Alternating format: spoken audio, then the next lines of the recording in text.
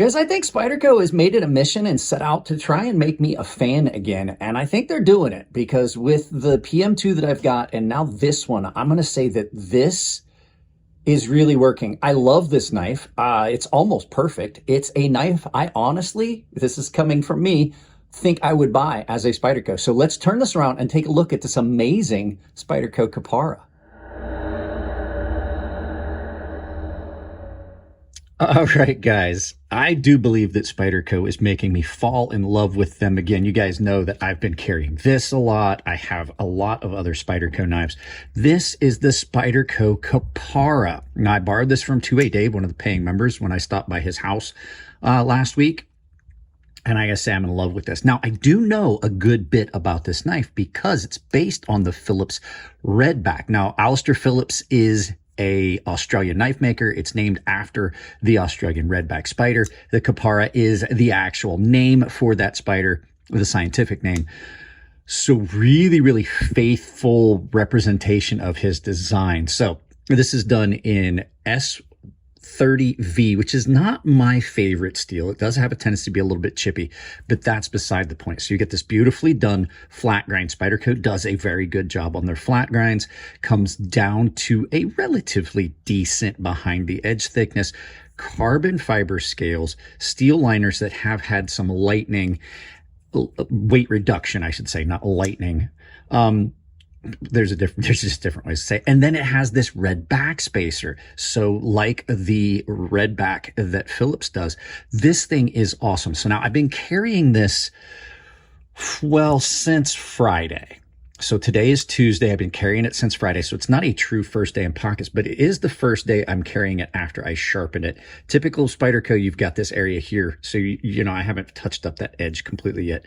I got to say, Spyderco, you're making me fall in love with you all over again. This thing is great in hand. Let's do a couple quick size comparisons just so you can see, since it is a little bit more of an in-depth carry because I've been carrying it for a few days. So let's take a look at the first knife for size comparison. Spyderco PM2, a great knife for comparison, another Spyderco. This is great. This is along those same lines of size. Your next knife is the Benchmade 940, a knife that most of you guys are going to know for a size reference. You can see this is a good bit bigger. And your final knife, as always, is the Chris Reese Benza Large 21, pretty much on par size-wise. So now let's talk about this knife because I'm absolutely in love with this. Let's get this out of the way.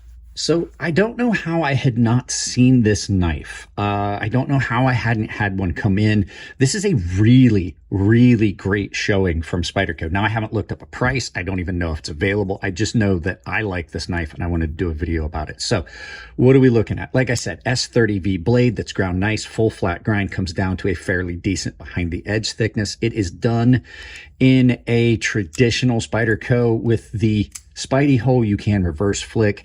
And then you've got this beautiful, beautiful area here where you can get up behind it. So this blade is great. It's got this really sweeping line here on what is a fully radiused blade. It's not like a drop point or clip point. It's got a really gentle radius to it. And then it's got this sweeping back here where you can get up on it. That's the nice thing. You get up on it or you can get it in this grip and you've got a little area for your hand here. So it gives it a really, really cool line. This has cut really well. It's cut very well since it's been here. I've done a good bit of cutting with it. As a matter of fact, I'm going to have to sharpen it again before I give it back to 2A Dave.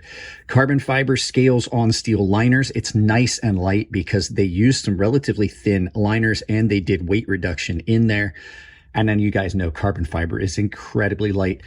It's got a thin profile, but it doesn't feel too skinny. It just feels really good in both grips, back here and up in this nice choil area that they've given you that is nice and clean. You wouldn't, I don't think I would like this knife as much if it didn't have that. But so what you get is a finger choil, but without the complaints a lot of people have about finger choils, which is that they catch material and things like that. So it gives you that option. The scales are nice and smooth. The hardware on it is beautifully done. They're using like a tri-pivot that you see on a lot of other knives on this that I haven't seen on a Spyderco before. Usually you just see like a flat pivot. All the hardware is nice and recessed, which gives it a nice clean feel. And you've got a wire pocket clip that is really comfortable in and out of pocket. The backspacer is in there, and if you get it in the light, you can see that light does shine through it. Hang on a second. Let me grab my flashlight so I can show you. So you can see the light through it. It's nice and clear. And the one really, really cool thing they've done is you have the lanyard hole like you see in a lot of other Spydercos, but they didn't use the lanyard tube, which means disassembly on this knife is going to be so much easier than a lot of the other Spydercos. One of the few Spydercos I can say that does not have any centering issues. And the action on it is buttery smooth, drop shut when you release the lock. You can, like I said, you can flick off of it and everything. And one of the final cool things about this knife is it fits in the pocket beautifully, and you've got a reversible pocket clip. So lots of really cool things about this. I would like to see, I think it would be hard to do it. I may see if they have one and ask Dave if he wants to get one. The compression made easy for this, I think that would be cool, especially if you got it in carbon fiber. Now, there's a couple small things about this knife that I don't like, and we're going to talk about those real quick after you hear from this video sponsor. Guys, you've heard me talk about Coffee Brand Coffee a bunch of times. I'm going to do it again real quick. Coffee Brand Coffee is a channel sponsor. They are a great company sponsoring small channels like mine, but they also are a guilt-free purchase because they do not practice any politics. They have a money-back guarantee, and they roast their coffee on demand. So if you're interested in it, my link down below in the videos saves you 10% at checkout, sometimes more depending on what they've got going on as far as specials and sales. So go check them out. Great product. Thank you very much for sponsoring the channel, Coffee Brand Coffee. Let's get back to the knife. Now, while I love most of the stuff about this knife, I find it to be a little bit slick. That's going to be my first statement. So in sweaty hands, I've noticed that it does feel a little bit slick on the scales. Now, the shape of the handles kind of compensates for that, but I will say that I think that this was just polished a little too much or finished a little too finely. I like carbon fiber, but I think you could have went a little bit grippier on this than what you did. It does have a really clean look. Next thing, the pocket clip. While I love these wire clip, I've gotten to where I love these wire pocket clips.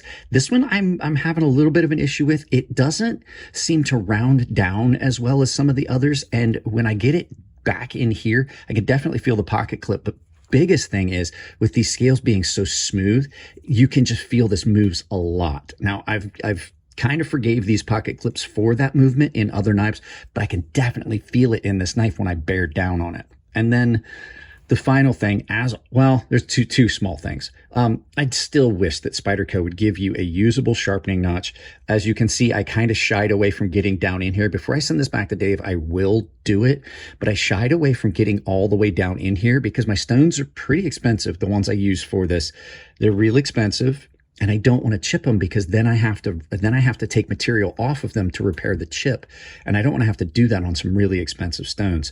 So, and then the final thing is, I wish that Spyderco would do a little bit of something where their grind termination meets the Spidey hole where you're gonna put your thumb. It's sharp.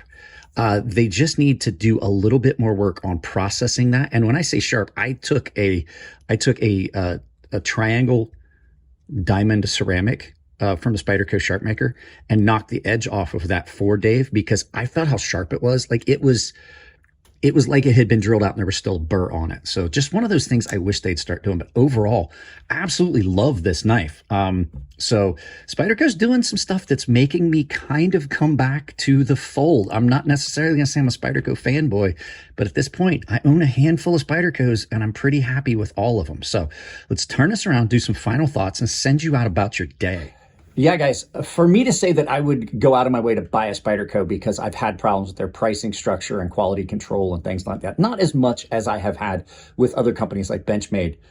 I honestly think that I'm in love with this knife. This thing's great. I've seen pictures of the Phillips red back, and now this, and I do know the history. It's a great, great knife. I absolutely love this. Spyderco did a great job on this. So Sal and Eric, if you ever see this video, way to go, guys. It's almost perfect. Centering, everything like that. Just all the things that I have issues with some Spydercos, none of those are there. The only things that I have issue with this knife are my little personal things that I find with Spyderco knives that other people don't seem to have a problem with. So great, great knife. We'll see how this carries over the course of the next couple of weeks. I'll have it in and out of pocket, and I'll carry it, and then I'll get it back to Dave. But it is really, really awesome, and I do dig it. So guys, you saw the ad for Spyderco, or for Coffee Brand Coffee. I have another sponsor, which is Tempered Trail. You guys can visit my sponsors if you want to support the channel financially. It's all down below. My discount at Coffee Brand Coffee now saves you 10% at checkout versus 5%. But the discount code for both of those sites is built into the link. I also have got a coupon code for you guys over at Fair and Forge Knife Works and Rosecraft Blades. It is Crazy Sharp, all one word. I have got an Amazon store down below where you can take that, pin it to your browser, use it for any Amazon shopping you're going to do. It does not cost you anything at checkout. That supports the channel. And I also have got a membership where you can join a membership for this channel and you get a list of benefits. I've built a private gilded server. It's just like Discord. It's a private chat Discord for the paying members. Everyone gets access to that. Everyone also gets early access to every video the second I post it up. They also get exclusive content when I film it. The baseline and premium guys get entered into giveaways that I do occasionally on the channel. They're automatically entered. They don't have to do anything. I just basically shoot a video of the giveaway and post it up to them. And the premium guys have access to a sharpening tutorial series here on YouTube that's behind that paywall. Guys, that's it on this one. I love you all. Keep it clean in the comment section. If it's your birthday, happy birthday. And I'll see you in the next video.